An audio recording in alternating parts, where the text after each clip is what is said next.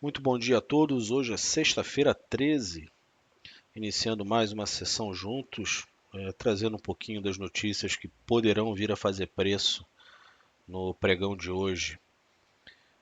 Vamos iniciar pelo mercado de petróleo, que é uma das commodities mais importantes que nós temos aí no mundo. Deixa eu já colocar aqui o petróleo WTI vencimento para outubro, tradando aí mais um dia de alta, 1,13% de valorização. Nesse contrato para outubro sai negócio a 69,74 o pagão. Seis refinarias de petróleo lá na Louisiana, que fica no caminho da agora tempestade tropical Francine, começaram aí a se recuperar já na sessão de ontem. A Exxon disse que ela parece identificar poucos danos que foram significativos às suas estruturas, principalmente na refinaria que fica em Baton Rouge, lá na Louisiana. Ela produz a média de 522.500 barris dia. E a Agência Internacional de Energia, ela acabou reduzindo a previsão do crescimento da demanda por petróleo agora para 2024, devido à desaceleração da China. Muito por conta disso, a gente viu ao longo dessa semana os preços bastante pressionados, tanto no barril do WTI quanto nos preços do Brent. Houve agora, inclusive, uma boa recuperação por conta do furacão Francine. Lembrando que agora o furacão Francine se tornando uma tempestade tropical.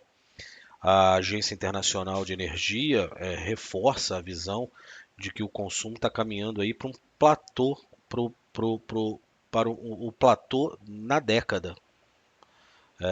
A demanda mundial, segundo a agência, deverá aumentar em torno de 900 mil barris por dia.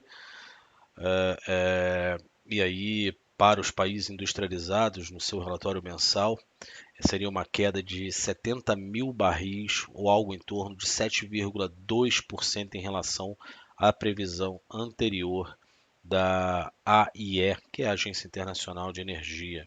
Então, preços do mercado de petróleo deverão aí continuar bastante pressionados, salvo exceção a escalada dos conflitos geopolíticos, e caso também não haja uma melhora na demanda chinesa pelo mercado de petróleo. Passando aqui agora para as metálicas, só antes a gasolina subindo 1,55% e o gás natural operando estável nesse início de pregão de sexta-feira, 0,13. Agora sim, passando para as metálicas, o preço aqui do minério de ferro em Singapura, queda de 1,9%, 92 dólares e 95 cents a tonelada. O que a gente identifica aí é que a demanda fraca chinesa, não só por petróleo, mas também pelas metálicas, acabaram derrubando aí de forma mais firme também o preço do minério e o preço do cobre. O cobre agora com uma queda marginal no contrato para dezembro de 0,01 e esse primeiro vencimento para outubro caindo 0,16.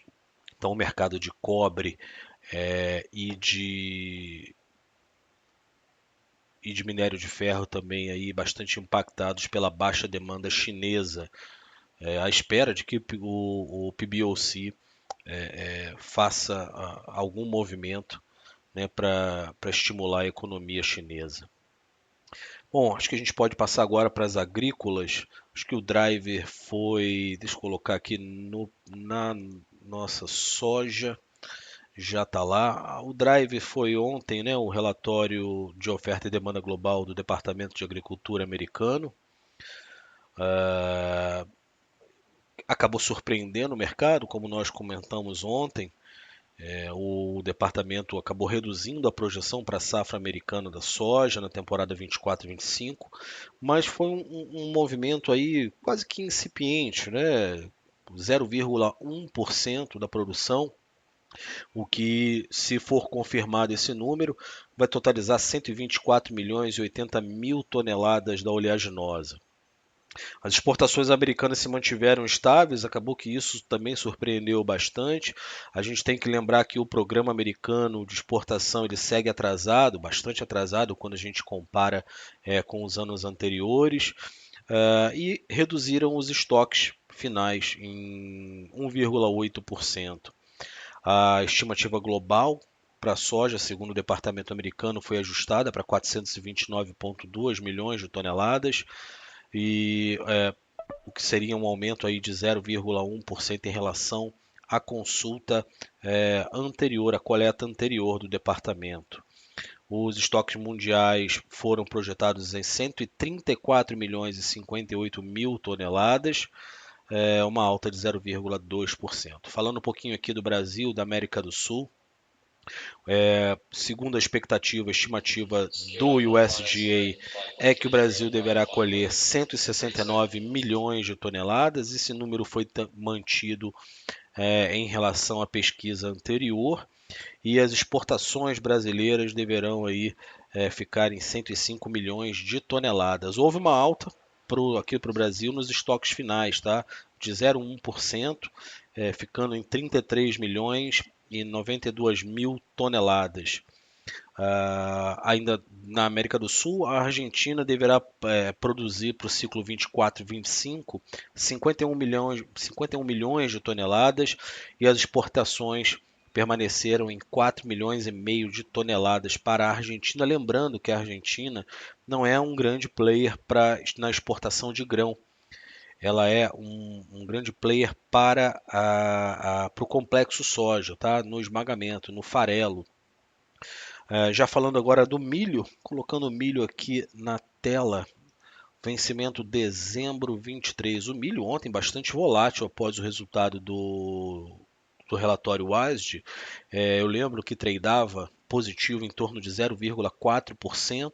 Após a divulgação do relatório, ele devolveu essa alta, chegando a cair mais de 1,5% na sessão. E quando já se dirigia para o encerramento do pregão regular, fechou com alta de 0,49% o milho. Então, um dia de bastante volatilidade para o cereal. O Departamento de Agricultura americano ele aumentou a estimativa na produção de milho em cerca de 1 milhão de toneladas, e segundo se a expectativa deles estiverem corretas, 385 milhões e 73 mil toneladas é o que os Estados Unidos deverá produzir nessa safra. Acabou ajustando também os estoques iniciais em mais de 1 milhão de toneladas, e a projeção para as exportações foram mantidas em 58,42 milhões de toneladas. Tá? O USDA realizou aí um leve ajuste, ajuste negativo para os estoques finais dessa safra em 52,26 milhões de toneladas, cortando a projeção para as importações chinesas de milho em 2 milhões de toneladas. Ficariam aí os embarques para a China em torno de 21 milhões de toneladas de milho. Já para a União Europeia, a gente também tem sentido aí que vai haver um déficit por lá, uma queda brutal nas expectativas, principalmente na França. A França tem tido um problema bastante considerável na sua lavoura de trigo, tá? E com isso as estimativas aí é de que as importações da União Europeia para o bloco europeu sejam elevadas aí em torno de 1 milhão de toneladas, tá? E aí totalizaria 19 milhões de toneladas.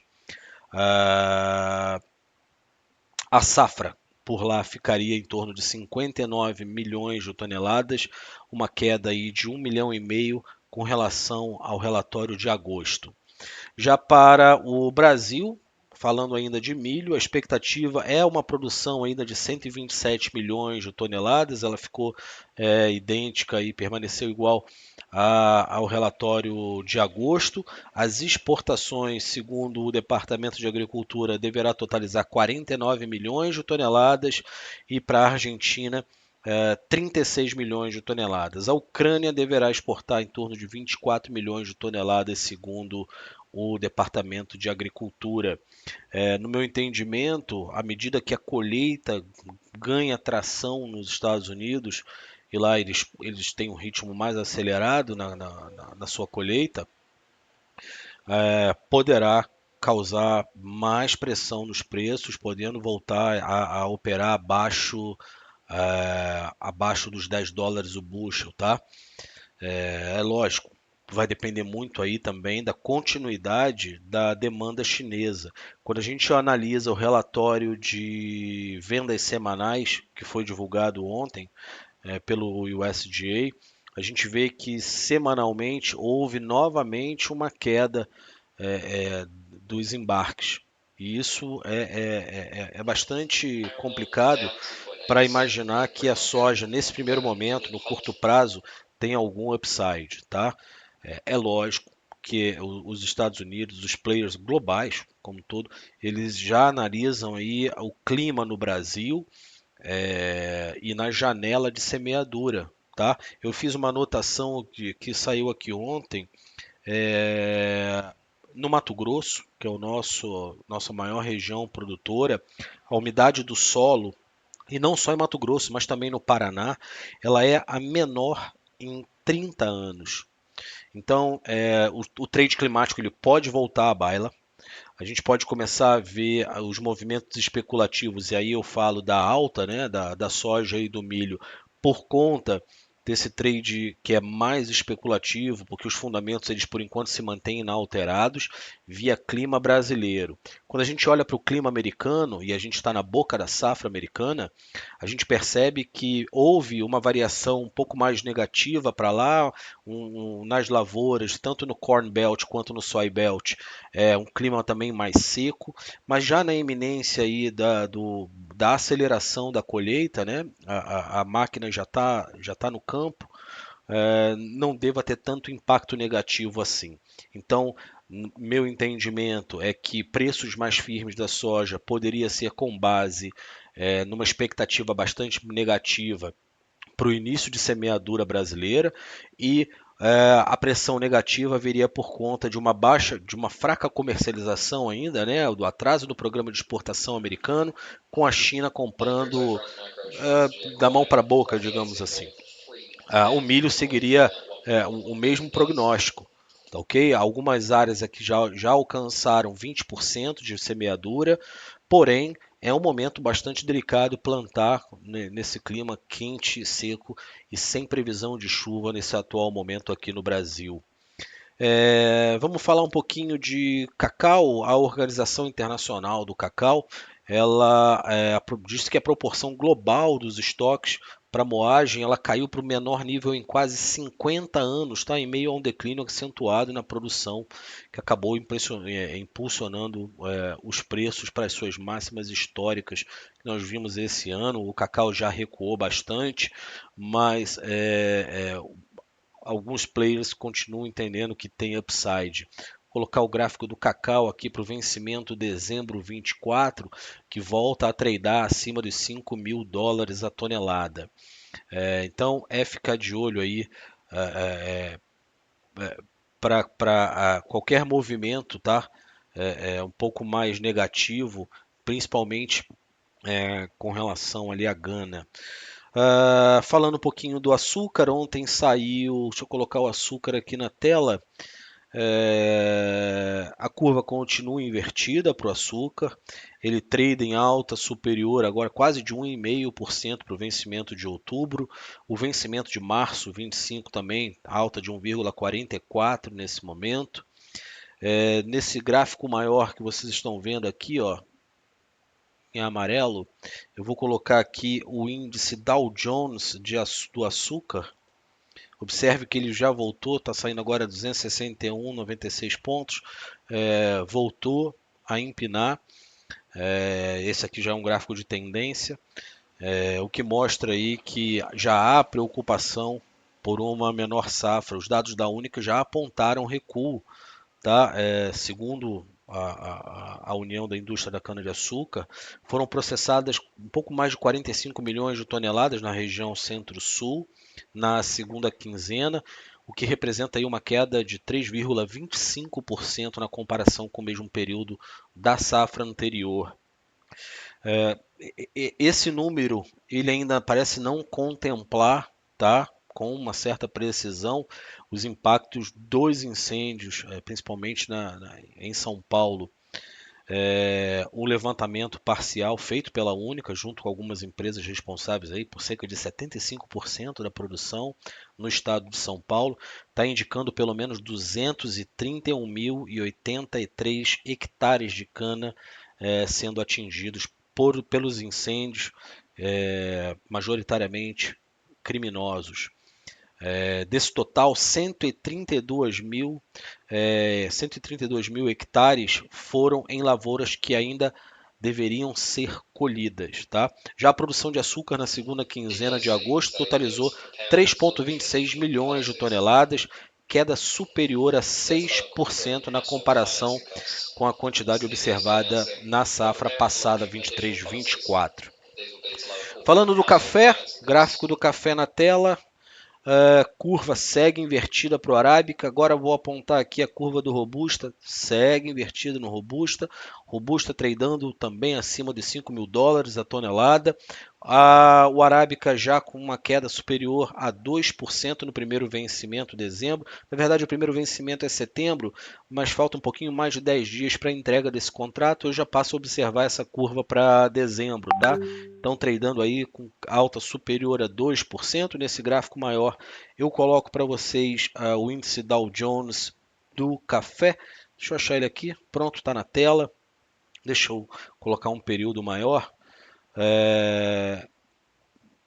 Desde aqui do início de 2021, observe aí que ainda tem upside, tá? Mas conversando com alguns produtores dentro do TC Investimento, alguns outros analistas que cobrem o mercado de café, há uma percepção de que esse preço perdeu um pouco do upside, muito por conta de que o mercado físico não está desenvolvendo. Tá? Então, o drive, no meu entendimento, continua sendo o preço do Robusta. Em Londres segue firme. A gente passou uma semana inteira aqui tendo um café arábica mais fraco, ao tempo que o Robusta permaneceu renovando as suas máximas. De novo, no meu view, o driver segue sendo robusta, mas essa curva, esse spread entre um e outro, pode fechar pela falta de apetite aí da indústria no mercado físico, e aí esse preço ter que convergir no futuro, acabar recuando. O que seria, de repente, um momento interessante para, quem sabe, fazer novas entradas no mercado futuro, tá?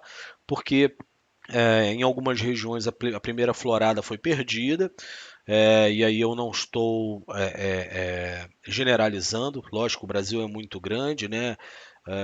E aí vai variar de cada região, de cada cafezal, mas segundo alguns produtores, a primeira florada já foi perdida e isso automaticamente impacta no preço. Lembrando que ainda é muito cedo, mas a gente já começa também a falar de trade climático para o café.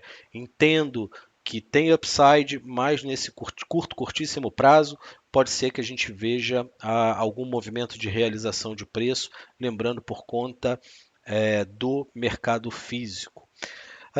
Deixa eu dar uma olhadinha aqui. A gente acabou de iniciar a sessão regular de derivativo aqui na B3. Preço para o mercado do boi gordo segue firme.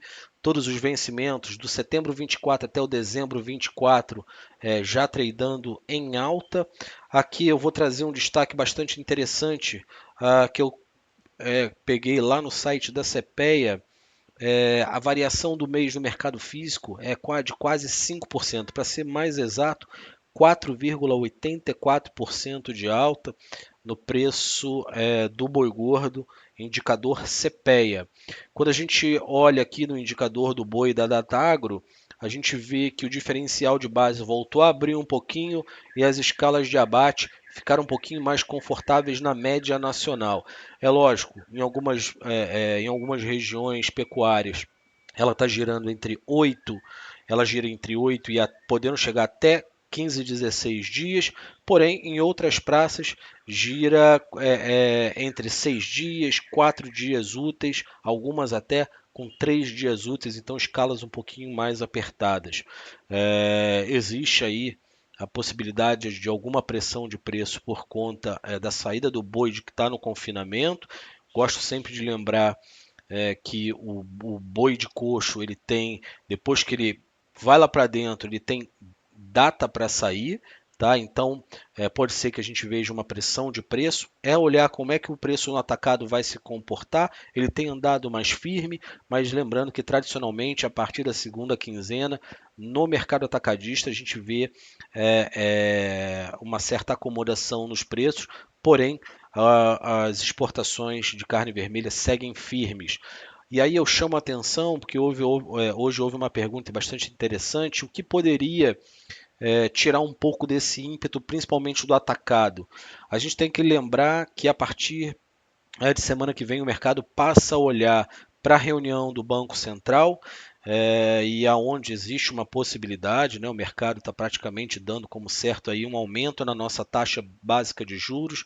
A dúvida é se vai vir 25 bases ou 50 bases, então acaba diminuindo, né, desacelerando um pouquinho a nossa economia. Então a fraqueza para o mercado de carne vermelha poderia vir daí. É lógico, é só uma opinião, é só uma especulação. A gente primeiro tem que avaliar os dados, como eles virão e como isso vai se comportar nos preços. Acho que é isso, pessoal. Mas para os nossos clientes aqui do TC Investimento, eu sigo inteiramente à disposição do nosso grupo do TC Agro. Quem não conhece, eu vou deixar o link para acesso ao grupo no descritivo desse vídeo. Desejo a todos aí uma excelente jornada, um bom pregão, juízo, muito cuidado no pregão de hoje, tá? Afinal de contas é sexta-feira 13, e eu sigo inteiramente à disposição. Volto mais tarde com as novidades do mercado. Muito obrigado, e bons negócios a todos.